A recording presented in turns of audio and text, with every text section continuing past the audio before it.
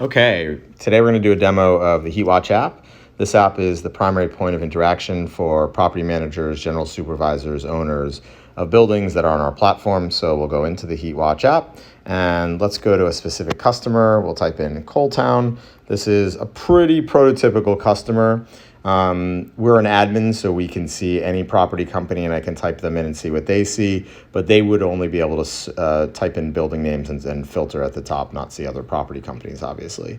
So the first thing you'll notice is at the top right, we're showing all the savings numbers. This is constantly updating in near real time.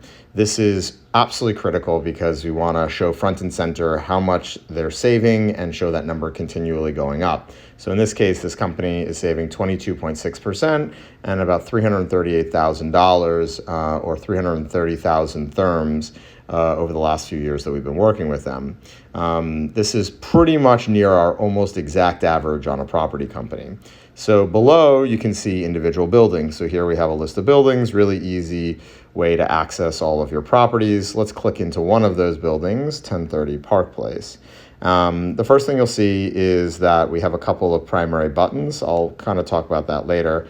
But below that, you can see notes. So this is where we keep a record of everything that's happened with the building. If our client service team has to step in this case, the super was essentially turning our control off. So eventually our service team it escalated up to the property manager, general property manager, and since they didn't do anything about it, our service team stepped in and called and basically said you have to prevent the super from doing that. You can also see a history of settings changes, so there's a full accountable record, and then anytime there are heat complaints, they're logged through this product, and we keep a record of those as well. So let's go down, and again, on an individual building level, we're showing savings. This is really critical, always front and center. We're showing month by month how much the building is saving, and you can export the actual math to show that it's the real numbers, and we're not trying to do any funny business here. Below that, this is where the meat of the product comes in. This is what's actually happening with the heating system. So this really bright, colorful bar tells you exactly what's happening minute by minute with the heating system. So when you tap on the orange, it gives you a little explanation. This is apartment temperature override. It was in the state for 5 hours and 6 minutes. And if you don't know what that means, it gives you a little explanation. What this specific state is, this is really one of our sweet spots. It's when the apartments are warm enough based on our algorithms to say that we can turn off the heating system and skip some cycles. This is one of the states that helps us save a lot of energy. If apartments are warm, because we know based on the temperatures indoors, we don't have to run the boiler and we can keep the building very comfortable without using more fuel. But you can see every other state and see how the boiler is running here in real time. You can also hit the little arrow next to the date and go back any day you want or choose a day in history. And jump and see what was going on with the boiler at any given time. Below that is the state of exactly what was happening in the building or is happening in the building. So the most important one is obviously the apartment temperatures. So you can just get a quick access to see what the apartment temperature is by using your thumb, or you can tap in and see exactly what was happening in every single apartment at every given minute of the day. Again, going back in full history. If somebody complains, yesterday my apartment was too cold, you can see exactly in real time what was actually going on. This is also the basis for a lot of our algorithmic decisions on whether the heating system is on or off. Again, we explain what everything is, so if you don't know, the idea here is that anybody can pick this up from a super to a general property manager and instantly know what's going on. If I close this and go back and see some of the other things, sensors and states that are really key to running the system. So this is over here, DHW, that's domestic hot water. And domestic hot water is the temperature of the water being supplied at the hottest it possibly can be to the entire building for things like showers or the sink. This is a really critical thing that we monitor because what can happen is something can break in the boiler room and you can get scalding hot water at 180 or 200 degrees going up to tenants. And the only way that ever is discovered in basically 95% of buildings in the world is that somebody gets burned and then sues the building or complains. So we detect in real time if the temperature ever gets too hot or too cold. We send an immediate alert. That alert will go out via email, text message, and it'll appear on this page if anybody's actually looking at the product. In this case, the building is looking really good. Temperature of the water is generally between 120 and 130, which is exactly what you want to see. Show you some of the other things. Return line, that basically is the temperature of the pipe where the condensate comes back. We use that in a lot of different algorithms. It shows if heat is actually getting around the building. Coil is the temperature of the water in the actual boiler. Water, this is really another critical thing that we bought. We have a water meter, and what this is showing is that there was 32 gallons of water loss all of a sudden.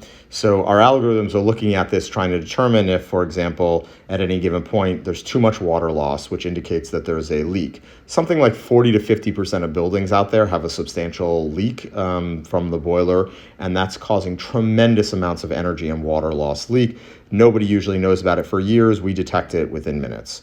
Again, we explain what this means to anybody who wants to see it. So if we move further down, there's some more sensors. I won't go into every one of them. You can see the individual states of the apartment. You can rename the sensors anytime you need if they get moved, if they want to be moved.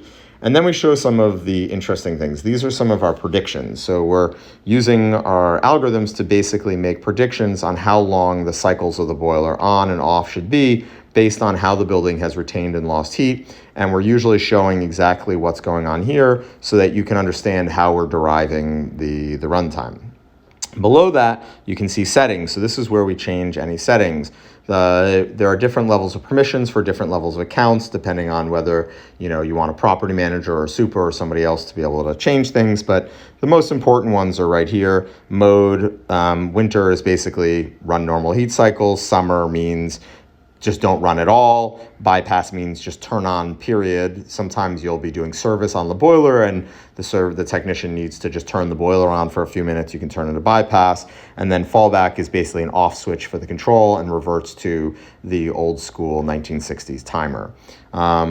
These settings changes happen pretty much in real time and then are run to the boiler. I'll show a couple other things that I think are pretty critical here.